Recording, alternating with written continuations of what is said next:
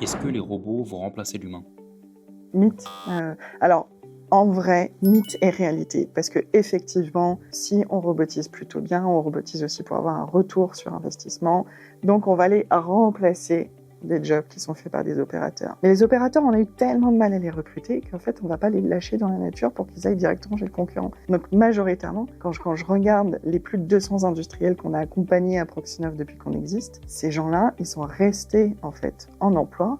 C'est juste que leur emploi a changé. La robotique, c'est trop cher pour une PME? Faux.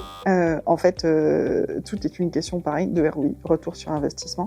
Si effectivement on va robotiser la mauvaise tâche, que ça ne remplace aucune tâche manuelle, qu'il n'y a pas de cadence, n'importe quel robot, même un robot pas très cher, sera déjà trop cher. Donc à partir du moment où on a le bon cas d'usage, avec le bon retour sur investissement, et en plus on a la chance maintenant en 2026 d'avoir des robots et des périphériques robotiques qui sont de plus en plus abordables, c'est pas trop cher pour une PME. Au contraire. Et on n'a pas encore parlé des aides. Il faut être un expert en informatique pour installer un robot dans son usine. Du coup, faux.